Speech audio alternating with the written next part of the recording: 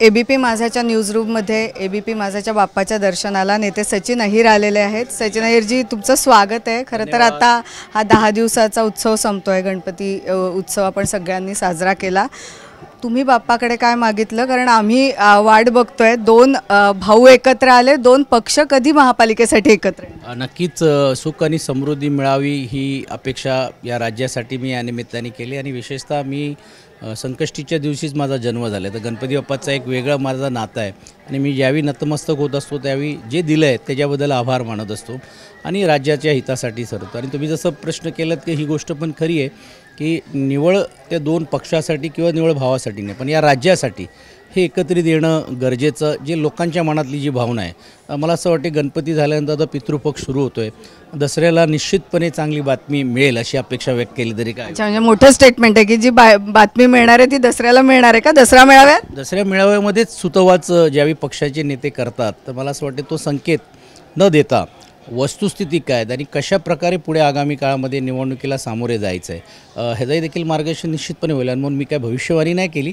जी तुम्ही माहिती सांगितली। हां, नाही नक्कीच आहे, कारण आपल्याला ज्यावेळी कार्यकर्त्यांना दिशा द्यायची असते आणि त्या कार्यकर्त्यांच्या माध्यमातून लोकांमध्ये ज्यावेळी जायचं असेल आणि विशेषतः दसरा मेळावा हा निवळ पक्षाचा नसतो, हा राजकीय एक आणि त्याच्यात सामाजिक दृष्टिकोनातून ज्या गोष्टी घडलेल्या आहेत या राज्यामध्ये त्याची देखील सुतवाच करण्याचा तो विषय होता। आणि म्हणून मला असं वाटते त्यावेळी पण म्हणजे आता माझी उत्सुकता खूपच वाढवली आहे तुम्ही। दसरा मेळाव्याच्या शिवतीर्थावरच्या मंचावर दोन भाऊ वगैरे एकत्र दिसणार आहेत की काय? ते नाही मी म्हणत, पण ते शेवटी दोन्ही भाऊ एकमेकांना बघतच असतात, ते कधी तिकडनं बघतात कधी ह्या स्टेजवरून बघतात, पण एकत्र येतील त्या स्टेजवर किंवा नाही हा नंतरचा भाग, कारण दोन राजकीय वेगवेगळे पक्ष आहे। जसा आमचा दसरा मेळावा असतो तसाही दसऱ्याचा मेळावा असतो। उद्या अशी शक्यता नाकारता येत नाही की आम्ही त्यांना आमंत्रित करू, ते आम्हाला आमंत्रित करतील, कारण राजकीय व्यासपीठावरती ज्यावेळी आम्ही एकत्र येत असतो त्यावेळी तो पक्षाचा व्यासपीठ एक वेगळा असतो आणि एक आघाडीचा व्यासपीठ वेगळा असतो। पण नक्की यावेळीचा शिवतीर्थचा मेळावा हा भूतोना भविष्यकाळातला असेल। खरं तर सचिन अहिरजी, मला विचारायचे प्रश्न वेगवेगळे होते, पण तुम्ही पहिल्याच प्रश्नात आता आमची उत्सुकता एवढी वाढवून ठेवलेली आहे। खरंच मला सांगा की महापालिकेच्या दृष्टीने तुम्हाला मुंबईबद्दल काय दिसतंय आता? मुंबईचं आता जी भौगोलिक परिस्थिती जी बदलत चाललेली आहे त्यात विशेषतः मराठी माणसांसाठी ही अस्तित्वाची लढाई राहणार आहे। त्याला कारण असं आहे, हा काय राजकीय किंवा सामाजिक प्रश्न ह्याच्यामध्ये यासाठी निर्माण होण्याची शक्यता आहे की आपलं अस्तित्व आपल्याला आहे की नाही। मला आठवते की मी गेल्या 15 वर्ष काँग्रेस राष्ट्रवादीच्या ह्याच्यामध्ये राहिलं, आम्हाला कधी असं वाटलं नाही की शिवसेनेसारखा पक्ष नसावा।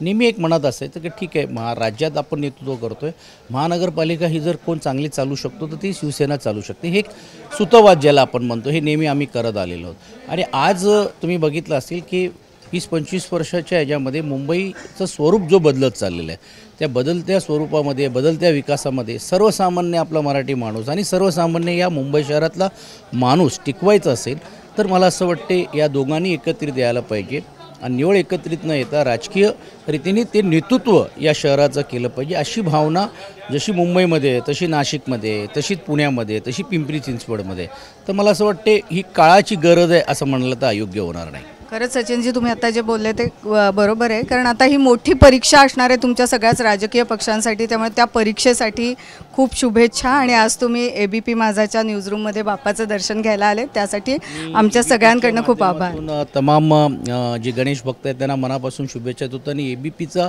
यासाठी विशेषतः कौतुक करतो की सातत्याने वेगवेगळ्या विषयावरती देखील आणि डिबेट्स करून करण्याचं काम त्यांनी केलेलं आहे आणि गणरायाचं जे लाईव्ह टेलिकास्ट करून जे राज्यातले जे आणि देशातले आणि जगातले जे लोकांना मला असं वाटते हे घडवण्याचं काम केलेलं आहे। पुन्हा एकदा आभार सर।